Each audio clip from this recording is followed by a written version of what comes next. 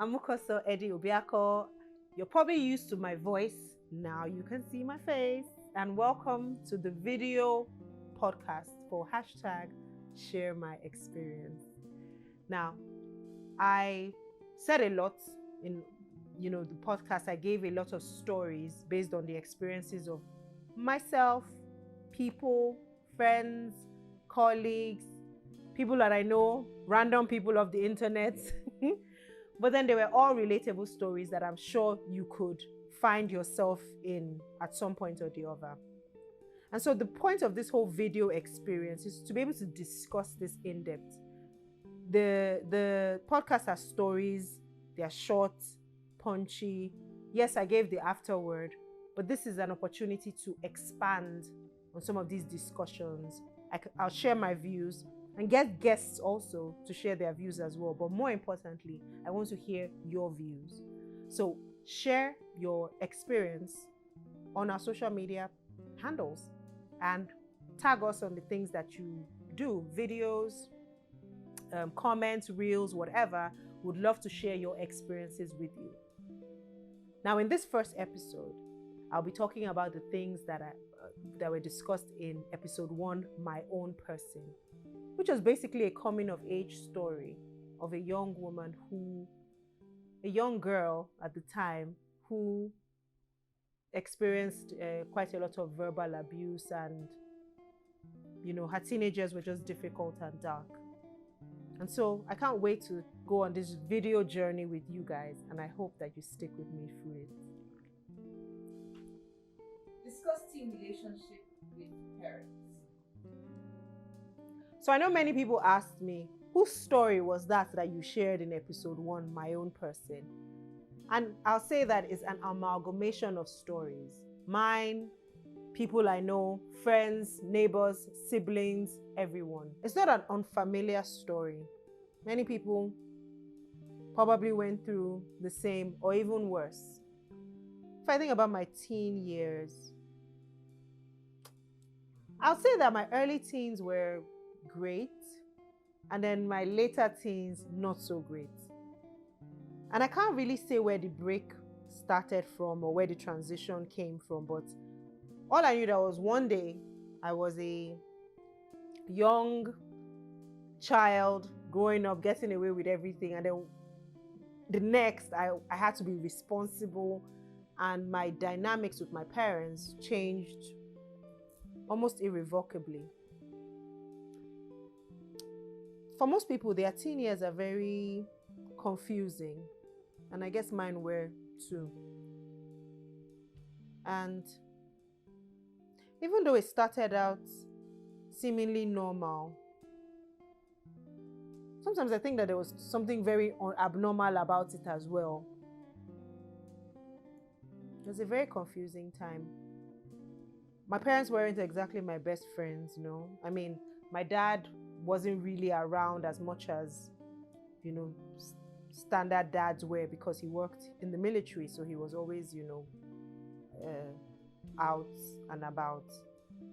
And my mom, now retrospectively, I understand what it was. She seemed very distant and almost always angry. But I figured that it was probably frustration, being left alone with 4 children and 2 in their teens at the same time, because my brother and I are very close in age. So I didn't feel like I had that relationship. And I'm not sure most people did.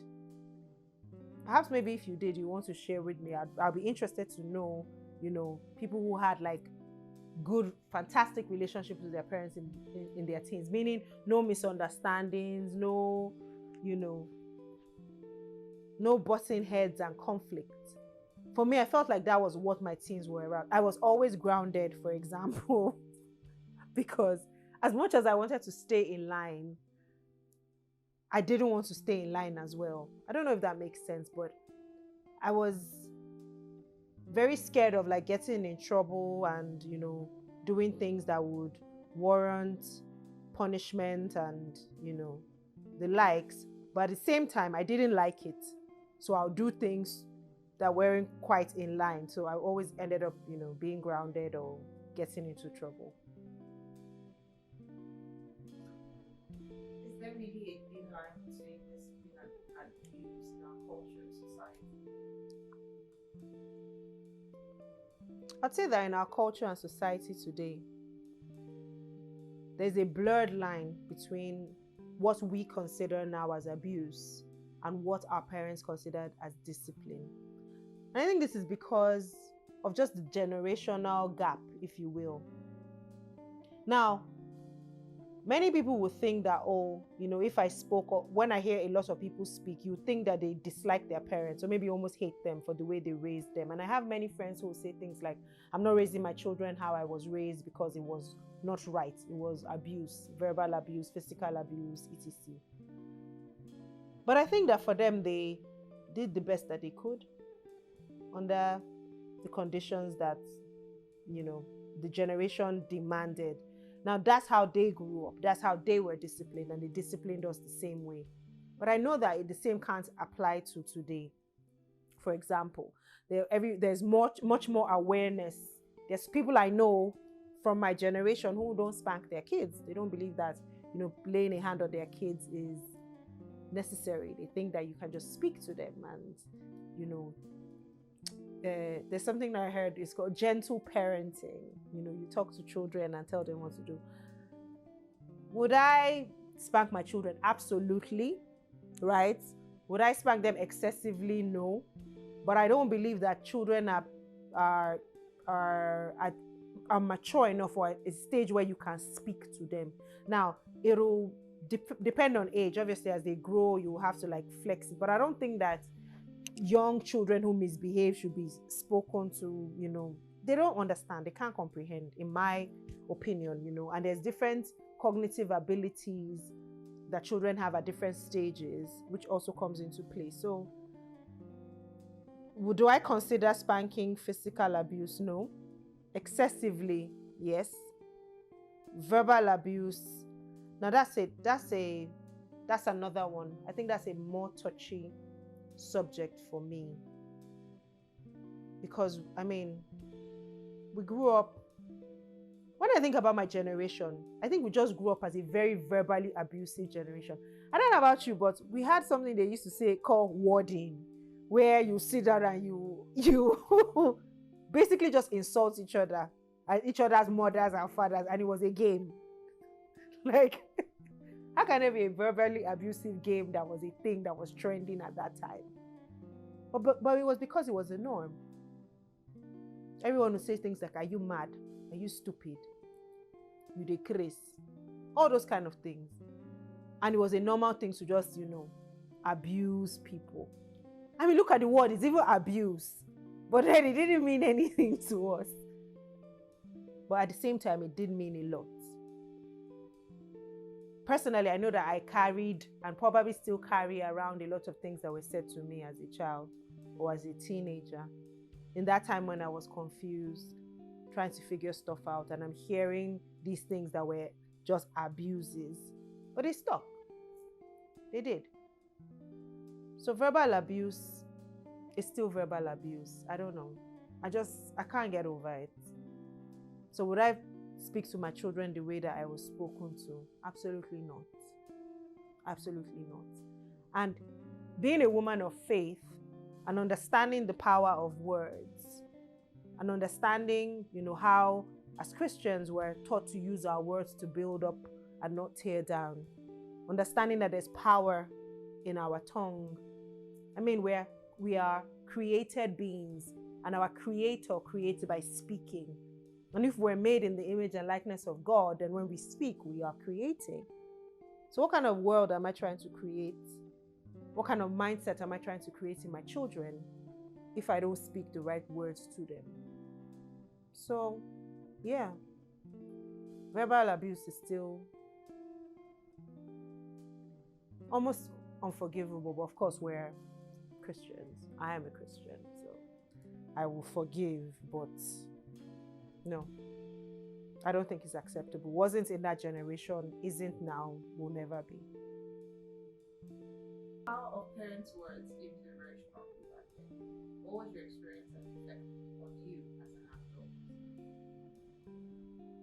Now, one of the things that I discussed, or one of the things that was highlighted in the podcast, was how the child was in her school bus and heard people talking about, how their parents' words are very powerful. And it made me, it reminded me of like my secondary school. Like people would say, when you have exams or you have something to do, let your mother pray for you. Or, if something is bad, when your mother prays for you and just don't do anything bad, because you know that if your parents curse you, you cannot escape it.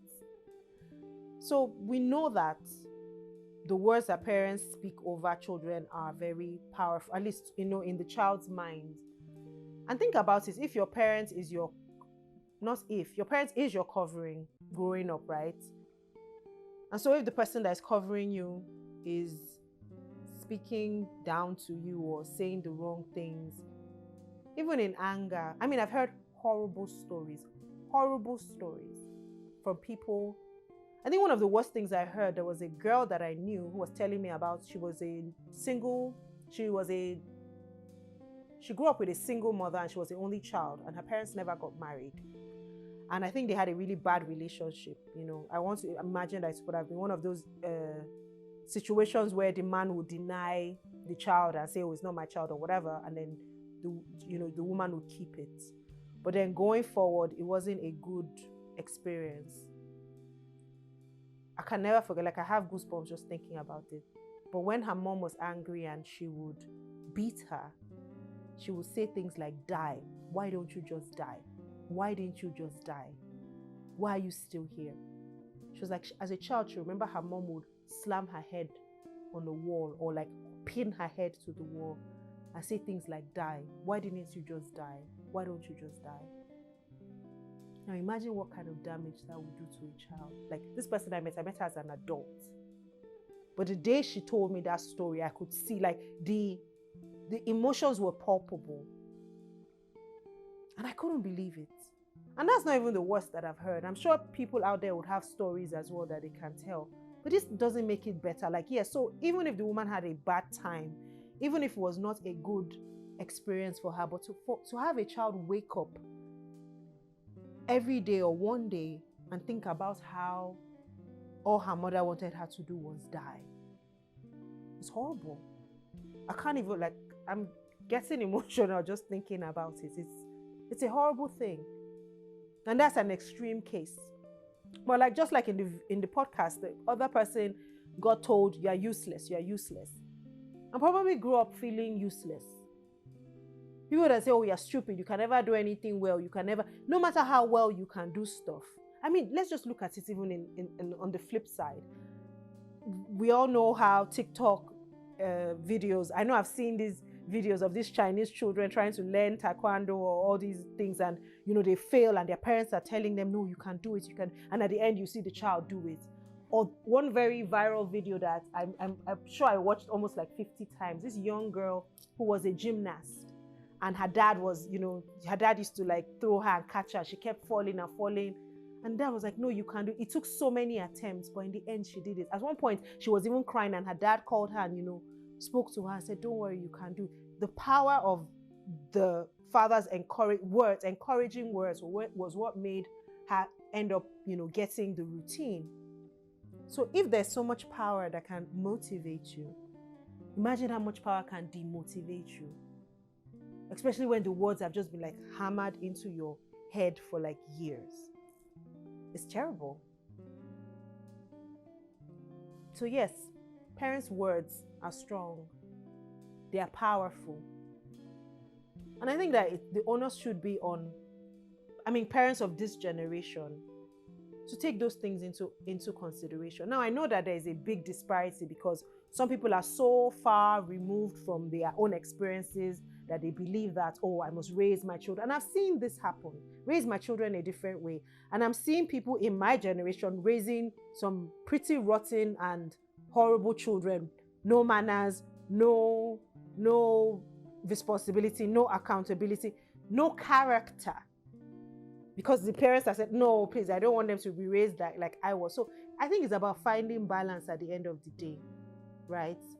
But I don't think anybody in this generation has any business raising children with harsh words, with wrong words, with words that don't build them up or tear them down. Yes, I know everybody gets angry every now and then. You say something out of anger. But then, and another thing, parents never apologize. I don't know about you, but for me, no. But my dad apologized, to be honest. He would say he was sorry. My mom never, most African mothers don't apologize. Why? Do they think that they are too good? Do they think that they are assistant Jesus Christ? You are a human being too. You get it wrong. So apologize. So for example, if I had a child and I said something to my child that was hurtful, I'd go back and apologize. I don't think it takes anything away from me. In fact, I think it teaches your children how to be accountable, right? Because I'm sure that's where that nonsense even started from. I always came first in school because they used to lie. And then they'll lie and, their words are, the beginning and the end in the household. So everybody's parents came first. Whose parents was the one that was coming last? We don't know. But yeah, so I think that, the onus is on us as a new generation to just change this narrative, because whether we like it or not, there are way too many teenagers carrying around so much on their shoulders by virtue of the words that have been spoken to and over them. And there are many adults like us who are carrying around scars, who don't even know how to be any other way because of the way we have been told that we are from our teenage years. And so bringing those kind of things front and center should be the motivation to just change the narrative and, end that cycle. Period. There was hyper protection for boys, for young teenage girls back then. Does the same still apply today? And what are the effects of it on both genders? So I remember my teenage years, I have a brother who is very close in age, like we're about a year apart. And I think about how we grew up and it was like chalk and cheese. So I was one, you must stay at home, you must learn how to cook, you must learn. And he didn't have to do anything. And somehow, even though he was older than me, I was somehow responsible for him because I was a girl. And it didn't make sense to me. Those were part of the things. I told you, my teenagers were very confusing. Those are one of the things that confused the heck out of me. I remember a very funny situation. So there was a birthday party. It was my friend's birthday party. And I remember at this time, must have been about 16, 17, because we're just finished. Yeah, we must have been in SS3 or we had just finished school. I think we were in SS3 at the time, to be honest, or we had just finished school. And it was my friend's birthday party. And I was going with another friend of mine, a family friend of ours. And so her dad was the one that dropped us at the place. So he took me, my friend, and my brother. And we got to the place, to the party. It was a house party, obviously. Her parents were there. So it was a nice, wholesome party. And just across where she lived was a venue. It was a place, a lagoon front venue. And my brother came and told us that, there's a party there tonight. Now, back in the days, there were those cool clubs. I'm sure you know them. I want to see ABC, Groove Theory, all these other people. And they were having a party there that night. And my brother came and he was like, there's a party in this place. And so-and-so is going to be here. So-and-so is going to be, all the happening boys and girls. It's going to be here. It's going to be here. I was like, oh, wow. Meanwhile, they had come to tell me that one of the club boys had said, I told my brother that, how far are you with your sister?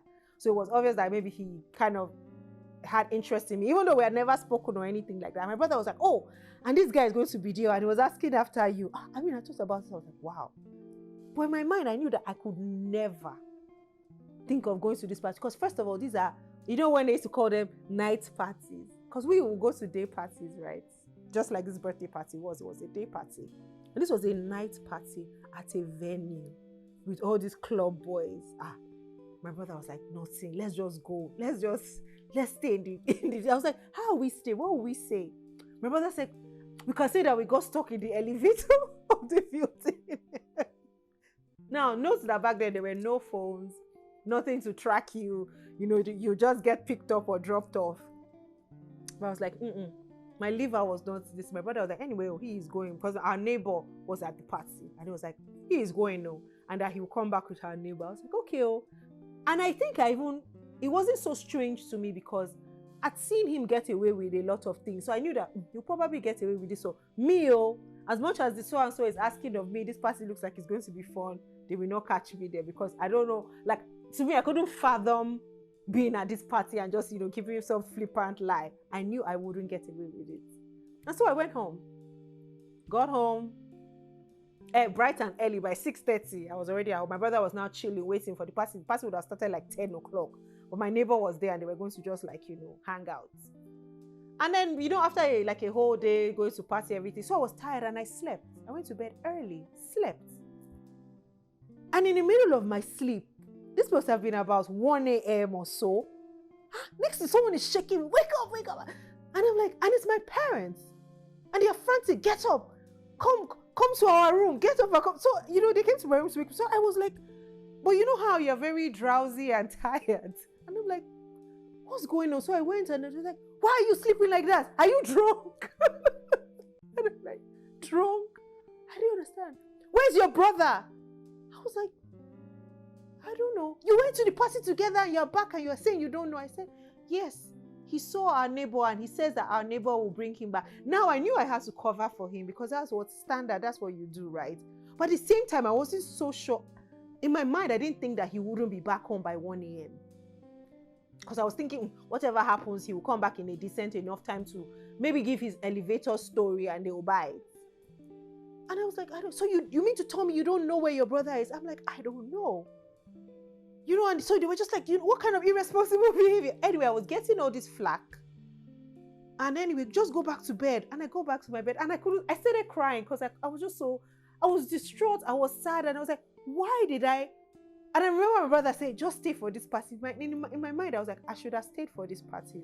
If I was there, who would they be beating to wake up? Who would they have been waking up to ask where I was? Anyway, I went back to sleep eventually.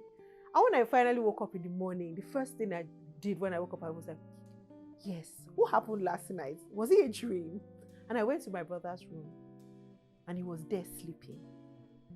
In my anger, I just took a pillow and just threw it at him, and then he woke up. And the first thing this boy did was smile at me. I said, you missed. Imagine. I was like, what happened? What happened? I was trying to tell me, I was like, that the party was very nice. That the party was so nice that my neighbor got drunk and couldn't drive them back. And so he found a phone. I don't know. Yeah, maybe used the phone at the venue to call my parents to come and pick him. I said, you called them? What happened? He said nothing. So both my parents got in their car, drove from our house that was on the mainland to the island at an ungodly hours, must have been like 2 a.m. and picked him up. I said, when they picked you, what happened? He said, first of all, he told them that my neighbor's car was spoiled. So before they came, they had opened the bonnet of the car, left it open, and guys just surrounded the car.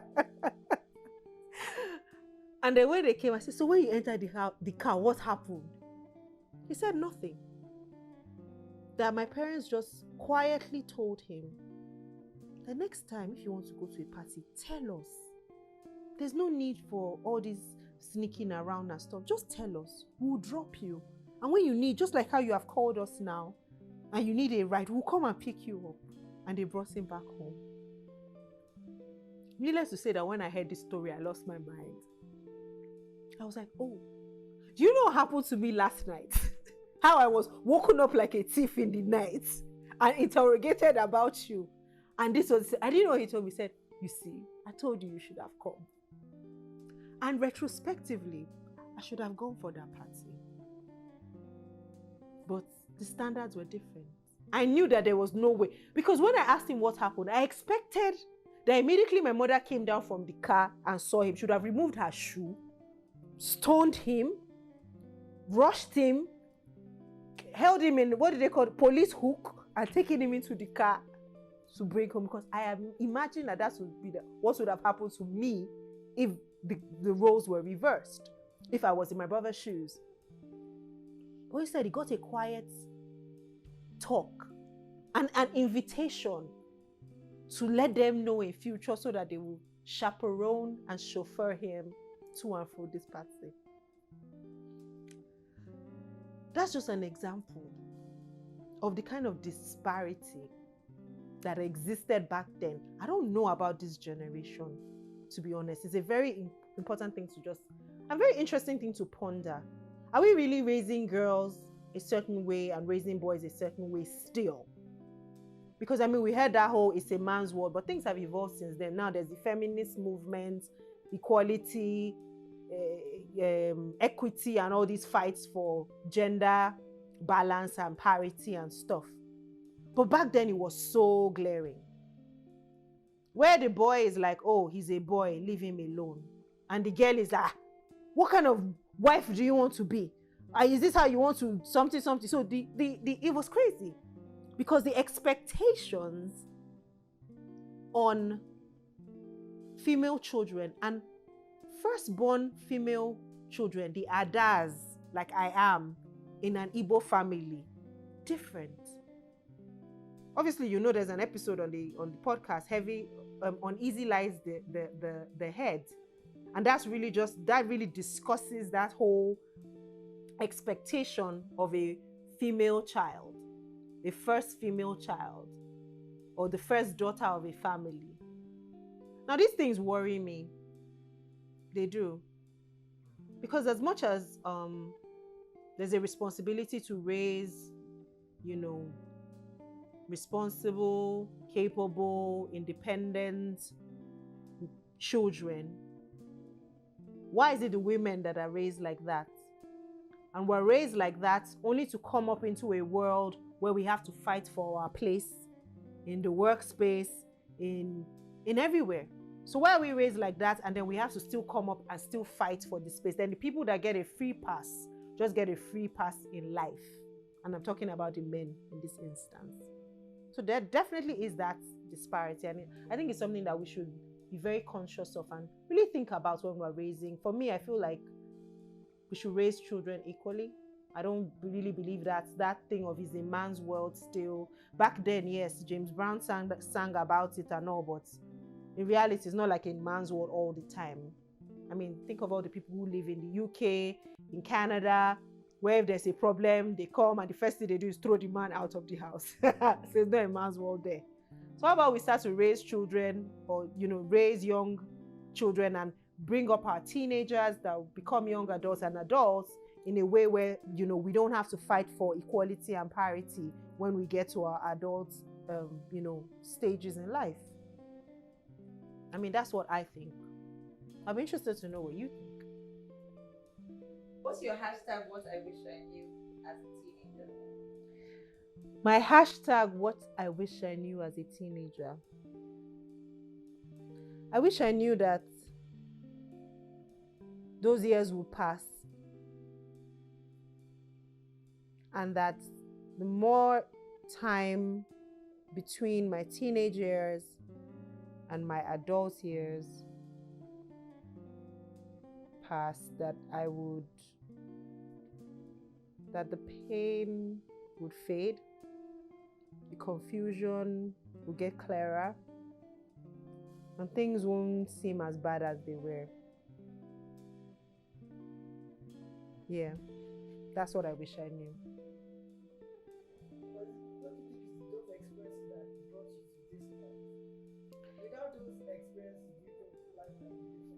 Well, I mean, those experiences did bring me to this point, but I believe that the experiences could have been better than they were.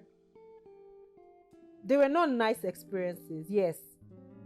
But then retrospectively, they could have been different experiences. They didn't have to be the way they were.